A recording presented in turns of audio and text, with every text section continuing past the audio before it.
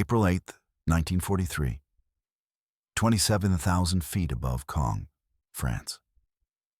The oxygen mask couldn't hide Oberleutnant Ralph Hermiken's smirk as he watched the ungainly silhouettes climbing laboriously toward his formation through the crystal-clear canopy of his Focke-Wulf 190A5. The veteran ace of Jagdgeschwader 26 studied the American fighters making their combat debut over occupied Europe. "The Americans have sent us flying milk bottles," he transmitted to his wingman, unable to suppress his laughter at the sight of the massive Republic P-47 Thunderbolt struggling for altitude. Below them, 16 P-47C Thunderbolts of the 4th Fighter Group lumbered upward in tight formation, their 2,000 horsepower Pratt & Whitney R2800 double Wasp engines straining against their 7-ton weight. To German pilots accustomed to the sleek Spitfires and nimble Soviet fighters, these corpulent American machines appeared almost comical. Barrel-shaped fuselages topped with greenhouse canopies, wings that seemed too small for their massive bodies, propellers that dwarfed anything in the Luftwaffe inventory.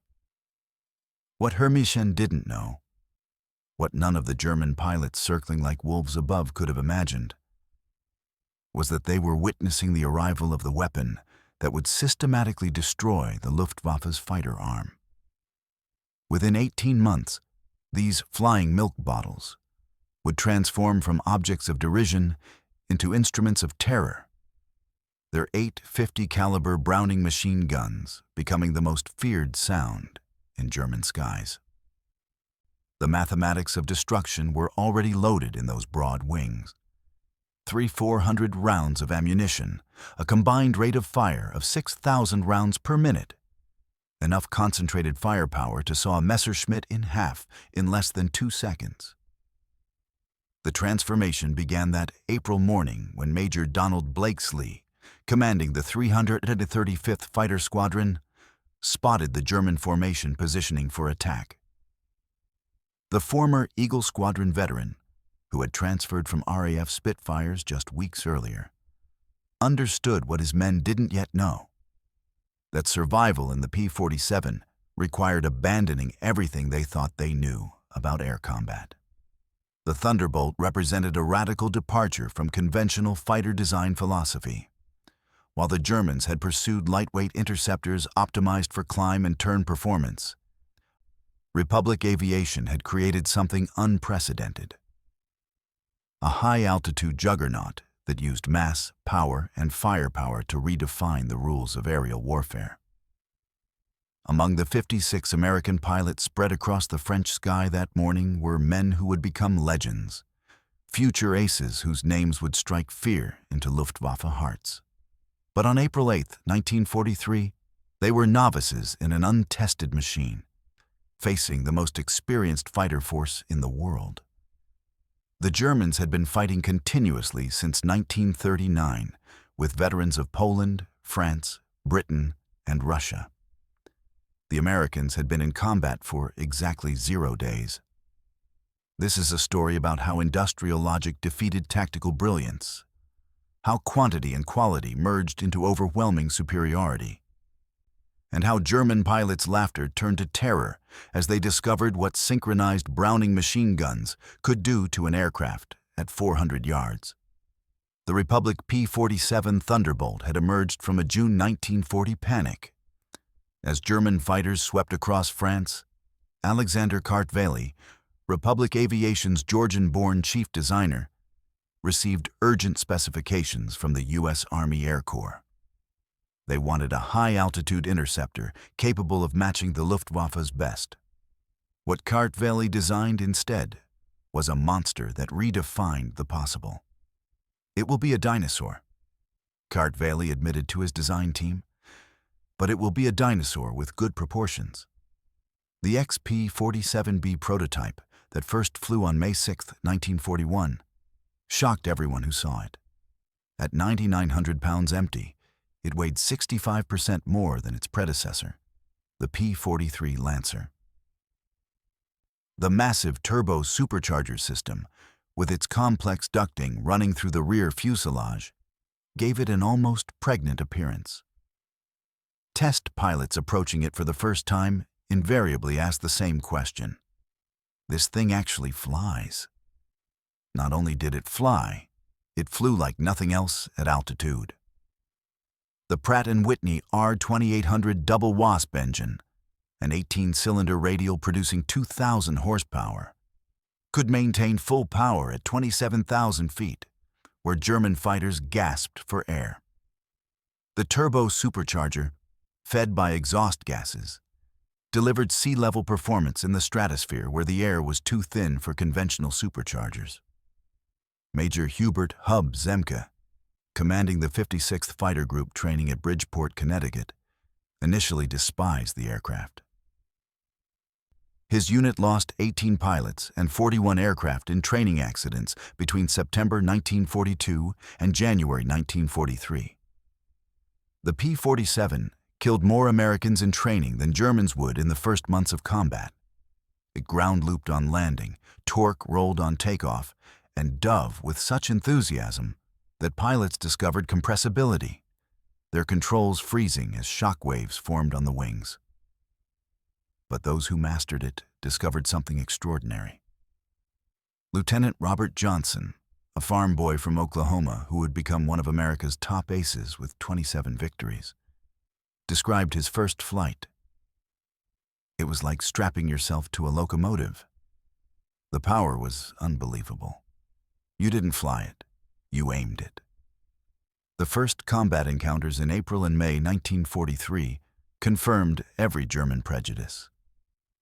The P-47s couldn't turn with the Focke-Wulf 190s, couldn't climb with the Messerschmitt 109s, couldn't match their nimble handling at medium altitudes.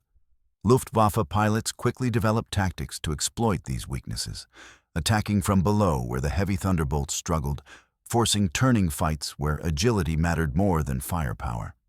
Hauptmann Josef "Pips" Priller, commanding officer of Jagdgeschwader 26, reported to headquarters after his first encounter. The new American fighter is meat for the slaughter. It flies like a truck, turns like a freight train, and climbs like a pregnant cow. Our boys are calling them Indianer, fat targets pretending to be warriors. The statistics seem to confirm German confidence. In their first month of operations, the American fighter groups lost 14 Thunderbolts for only 3 confirmed German kills. The RAF, observing from their Spitfire squadrons, quietly suggested the Americans might reconsider their choice of mount. British pilots joked that the best evasive maneuver in a P-47 was to unstrap and run around the roomy cockpit. But something strange was happening in those early encounters that German intelligence failed to notice. The P-47s that were shot down had absorbed incredible punishment before falling. One aircraft returned from a May 4th mission with 21 cannon holes and over 100 machine gun strikes. Damage that would have disintegrated a Messerschmitt or Spitfire. The massive radial engine, lacking vulnerable coolant systems, shrugged off hits that would have stopped a liquid-cooled fighter cold. More significantly, when P-47s did get their guns on target, the results were catastrophic. The Thunderbolt's weapons battery created a convergence zone of destruction that German pilots had never experienced.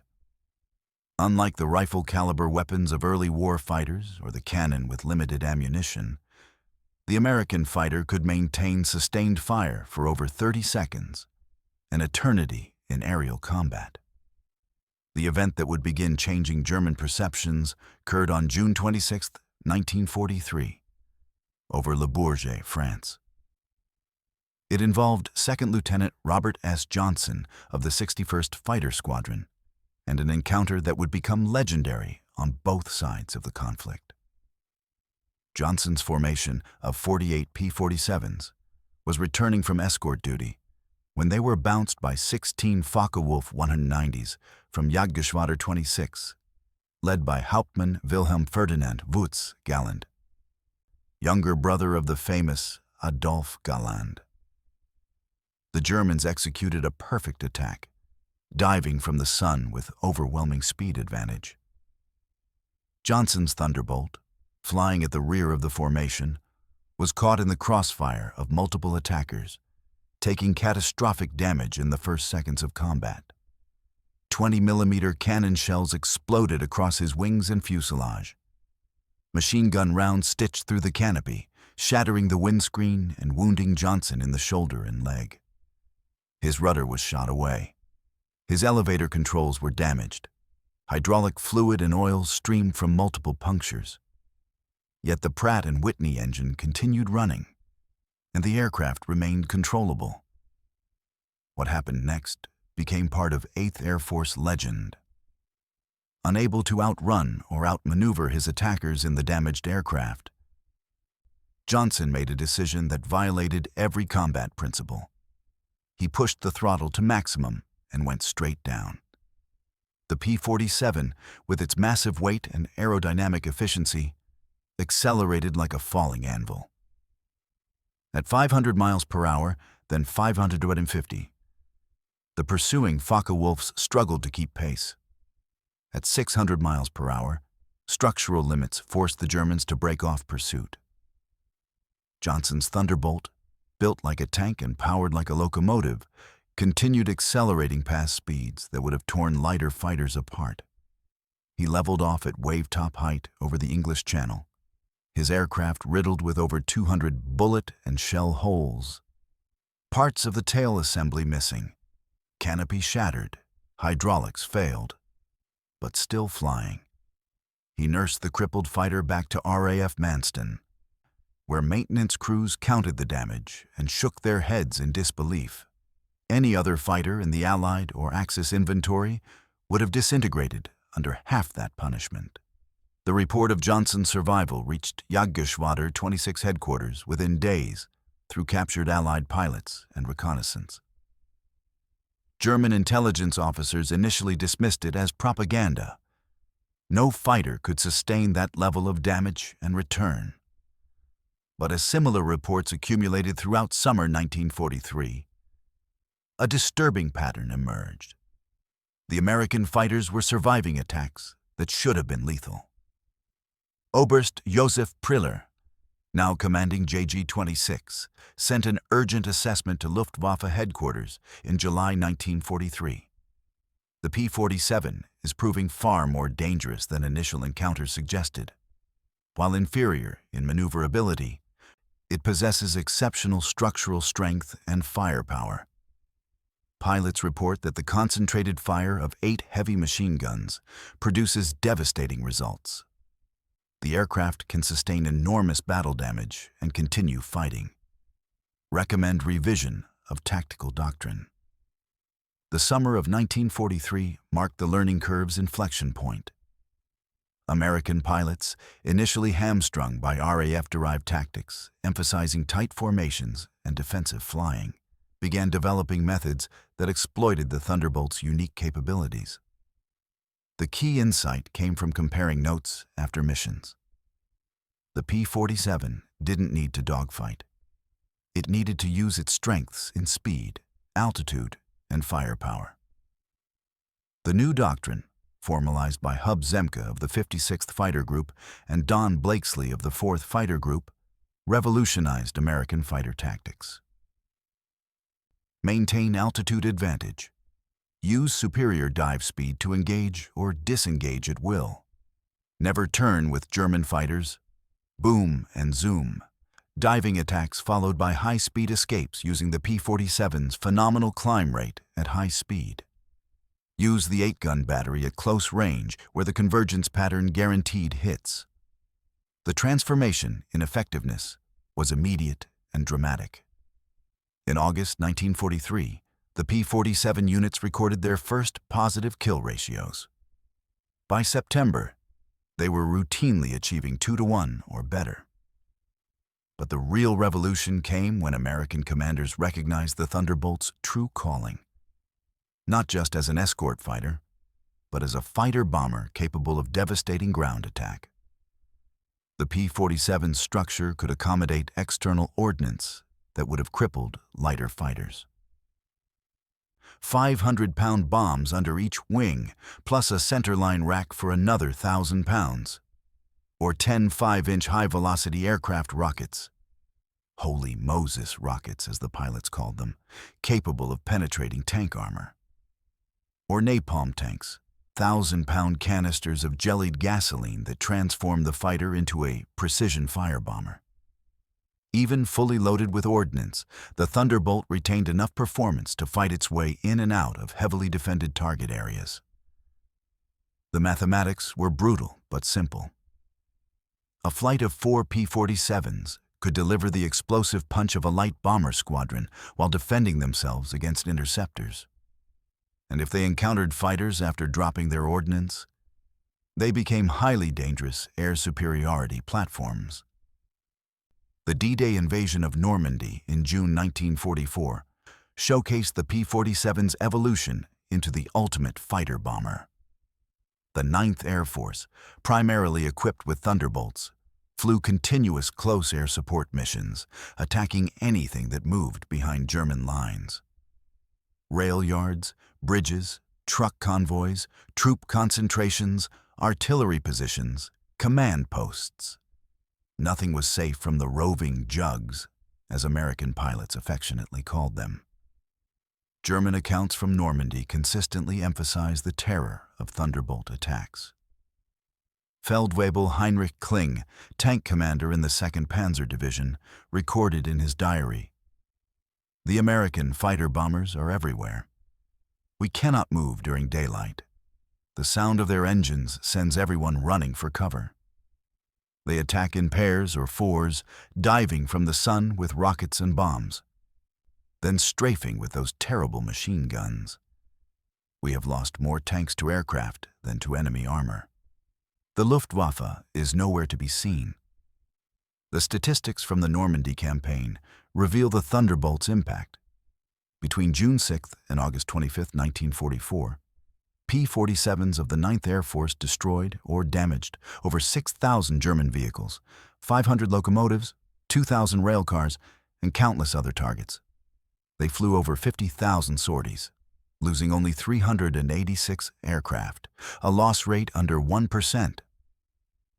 For comparison, German fighters operating over the same battlefield had loss rates exceeding 10%.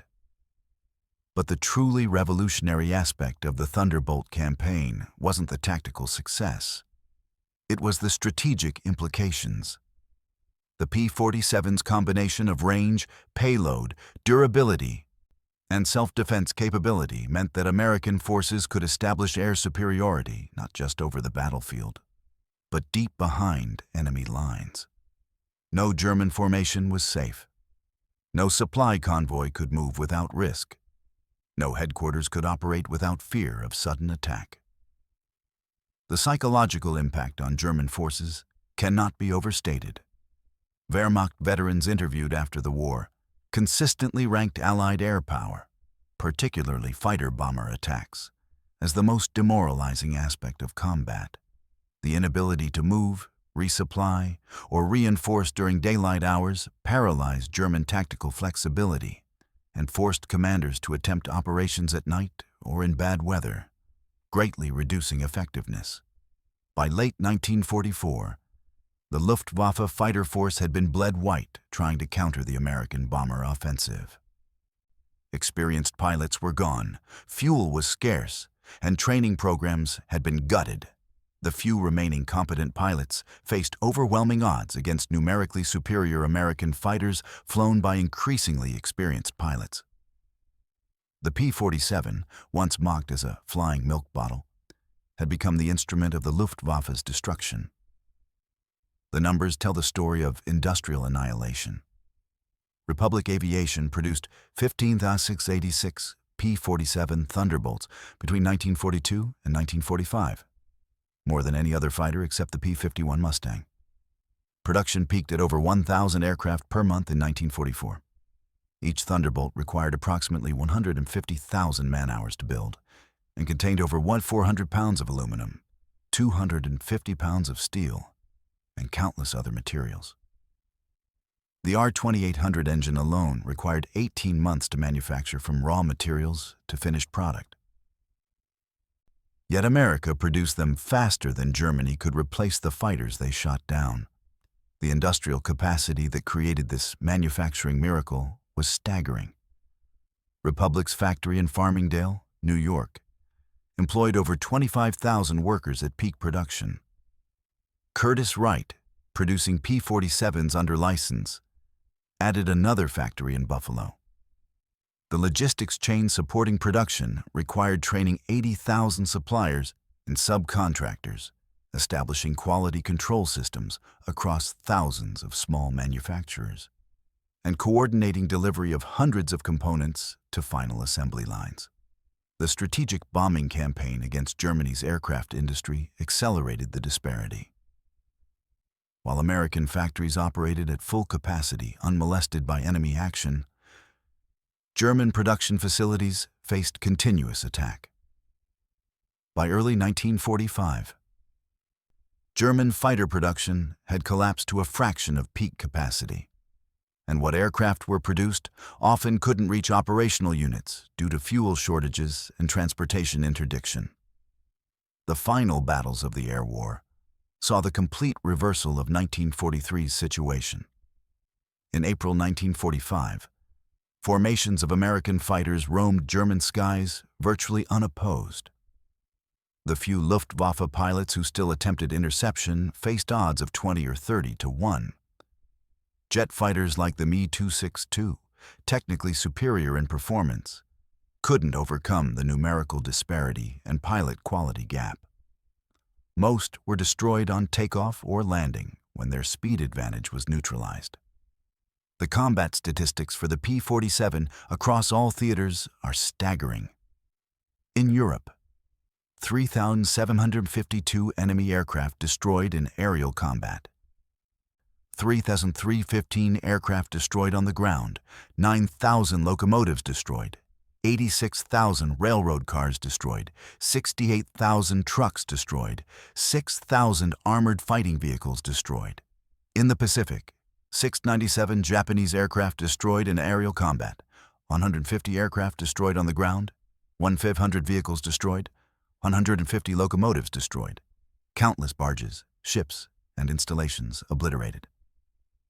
The 9th Air Force alone, primarily equipped with P-47s, flew 213,973 combat sorties, dropped 120,000 tons of bombs, fired 135 million rounds of ammunition, and launched 60,000 rockets. Thunderbolt units achieved a 4.6 to 1 kill ratio in aerial combat while maintaining the lowest loss rate of any Allied fighter bomber. Behind these numbers lay the human cost. The Luftwaffe lost approximately 28,000 pilots killed in combat against Western Allied forces. Many fell to the concentrated fire of American heavy machine guns. Each loss represented years of training that Germany could never replace. By war's end, the average German fighter pilot had less than 30 hours of combat experience. The average P-47 pilot had over 200. At the Luftwaffe Interrogation Center at Ober-Ursel, captured Allied pilots were debriefed by German intelligence. The records captured in 1945 revealed German assessments of Allied aircraft. The file on the P-47, updated continuously throughout the war, showed the complete reversal of opinion. April 1943. Large, unmaneuverable fighter. Inferior to German types in all performance parameters except dive speed. Machine gun armament insufficient against cannon-armed fighters. Assessment: minimal threat. December 1943. Exceptional high-altitude performance. Extreme structural strength. Firepower increasingly problematic. Pilots showing improved tactics. Assessment: significant threat above 25,000 feet. June 1944. Dominant fighter bomber, superior to all German types above 20,000 feet. Firepower devastating against all target types. Structural strength makes shoot-down extremely difficult. Assessment: critical threat at all altitudes. March 1945. Best fighter bomber of the war. Combination of firepower, durability, and performance unmatched. Pilot quality exceptional. Assessment unsurvivable in direct engagement. In 1985, at a reunion of German and American fighter pilots in Phoenix, Arizona, former adversaries met in peace. General Lieutenant Adolf Galland, former head of the Luftwaffe fighter arm, was asked about the P-47. His response, recorded on video, captured the complete transformation. We made a terrible mistake in 1943. We saw this big, heavy fighter and laughed. The Americans don't understand air combat, we said. They built a bomber and called it a fighter. We were the ones who didn't understand. The Americans didn't try to build a European fighter. They built an American one, designed around production, firepower, and survivability. They understood that in a war of attrition, the plane that could take punishment and deliver devastating firepower would win. They were right. The first time I flew a captured P-47 after the war, I understood everything. The power was incredible. It climbed like it was falling upward. The cockpit was comfortable, the visibility excellent, the controls precise. It was a pilot's aircraft wrapped in armor. But what really impressed me was realizing that America built over 15,000 of these complex machines while fighting a two-ocean war. Each one required an engine more complex than anything Germany produced. Yet they built them faster than we could build simple fighters. That's when I knew we never had a chance. Those guns, we called them Roosevelt's piano because of the sound they made. Once you heard that sound, you never forgot it. Many of my friends heard it for the last time. The P-47 didn't just defeat the Luftwaffe, it destroyed it. The P-47's design represented American industrial philosophy perfectly. Brute force engineering backed by unlimited resources. Every component was overbuilt, overpowered, and over-engineered.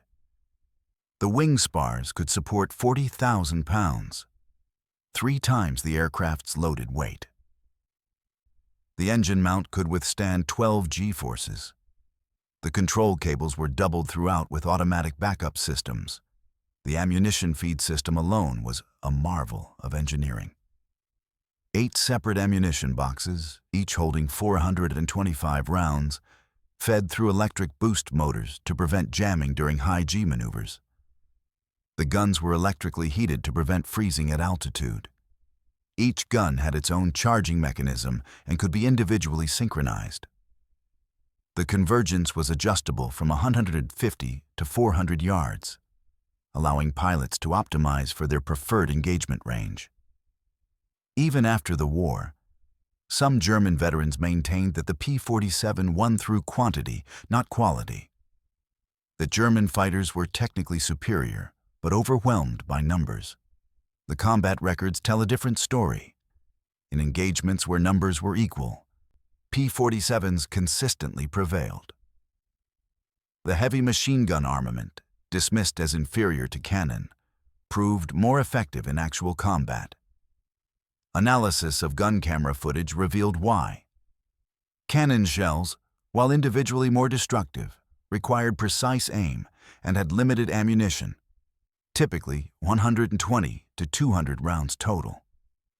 The P-47's weapons created a probability cloud of bullets that guaranteed hits even with imperfect aim. At typical engagement ranges, a 2-second burst put at least 20 rounds into a fighter-sized target, enough to ensure destruction. The ammunition itself was superior.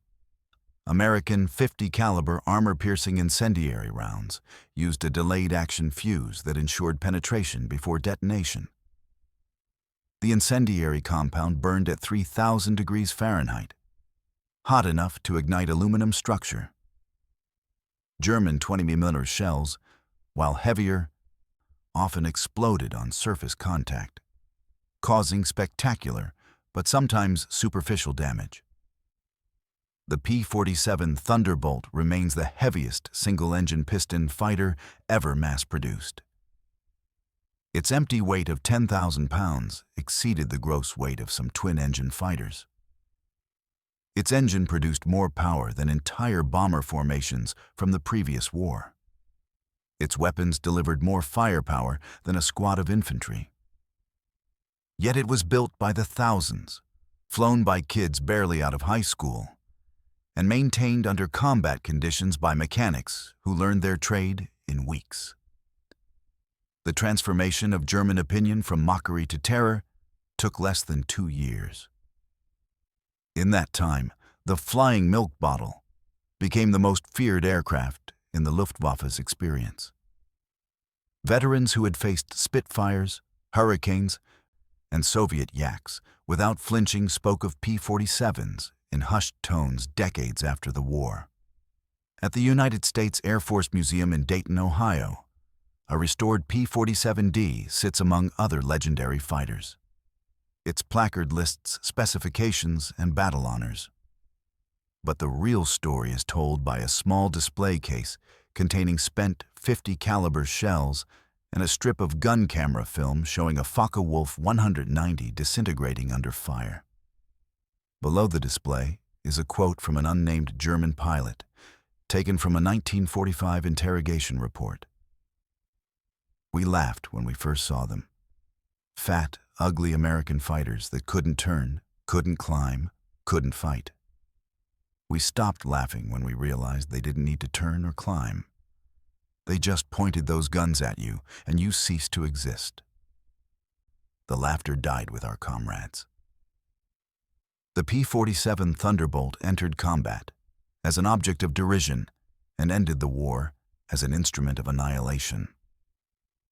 In between, 8 synchronized Browning machine guns rewrote the rules of aerial warfare and buried the Luftwaffe under an avalanche of lead.